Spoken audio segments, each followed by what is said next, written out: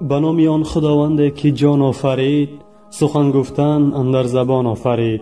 اما بعد السلام علیکم برادران و خواهران و پدران و مادران عالی قدر.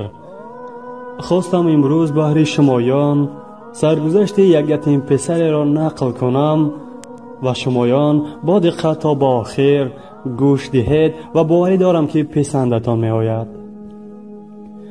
یک پسر بچه یتیم که کسی نداشت و برای خواندن و رزق خود را یافتن به کارهای مردم یاری می رساند تا اینکه هم خواند و هم گرسنه نماند.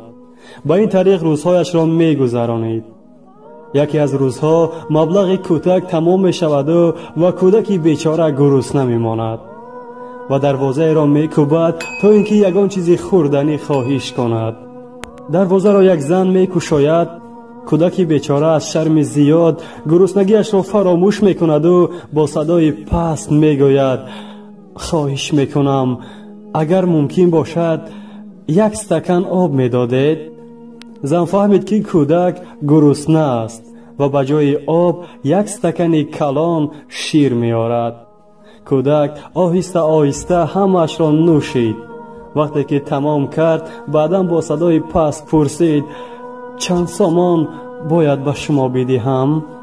زن گفت: از شما یگان سامان نشده است، چون مادرم به من آموخته بود که هیچ وقت به عوض کار خیر مبلغ نگیر. چون این جواب داد زن با تبسم. کودک گفت: این طور که باشد از صدق دل تشکر زیاد، خیلی از شما منت دارم. کودک پس از این خود را نه تنها جسمانی بلکه روحاً نیز با قوت حس کرد و از دل گذران که اگر چنین آدمان زیاد باشد همش خیلی خوب می شود. خلاص از بین سالها می گذرد. آن زنی که به یتیم شیر داده بود خیلی پیر شده بود و با بیماری وزنین به بیمارخانه می افتد. وقتی که طبیبان قشلاقشان طبابت کردن نمی تواند، پیرزن را به بیمارخانه کلان انتقال می دهد و برای تشخیص این پیرزن که با مرگ روبرو بود یکی از طبیبان مشهور را برای طبابتش وادار می کند. آیا می دانید که این طبیبی مشهور کی بود؟ همان یتیم پسری که از دستان این پیرزن در وقت شیر نوشیده بود. وقتی که به طبیب نام دهه پیرزن را می گوید، طبیب همانا با اتاق بیمار می آید. می بیند که همان پیرزن همان زن است. طبیب جواب تشخیص پیرزن را می بیند که حالش خیلی وزنین و شفا یافتنش امکان ناپذیر بود. طبیب از دیدن این تشخیص خیلی غمگین می شود و با حجره خود می درآید و از پیش چشمش چگونه از دستان این زن شیر نوشیدنش روزهای گذشته پیش نظرش می آمد و از ناآمد تقدیر خیلی غمگین بود. طبیب از جایش می خیزد و به خود می گوید باید این پیرزن را نجات بدهم. خلاص جراحی می شود و جراحی خیلی خوب می گذرد. پیرزن نیز شفا می یابد. طبیب می فرماید تا حساب پیرزن را آماده کند.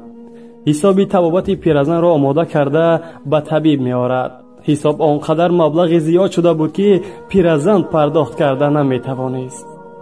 طبیب یک نظر می کند و در پایان آن مبلغی که باید پیرزن پرداخت می کرد چیزی می نویسد و می فرماید به اتاق پیرزن ببرد. پیرزن کاغذ حساب را می گیرد و می ترسید تا اینکه کش آید.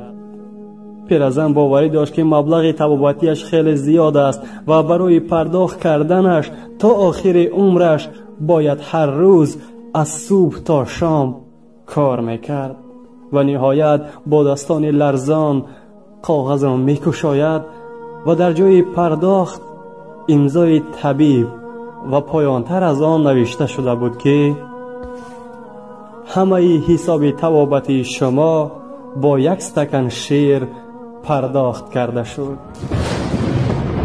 پیرزن همانا به یادش آمد و از خرسندی زیاد از چشمان پیرزن آب میریخت و اظهار منتداری میکرد.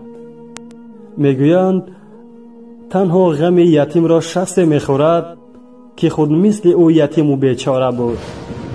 تنها غم یتیم را شخص میخورد که او از پدر و مادر محروم بود. تنها درد یتیم را یتیم می‌داند که آن خود دیده است این درد را.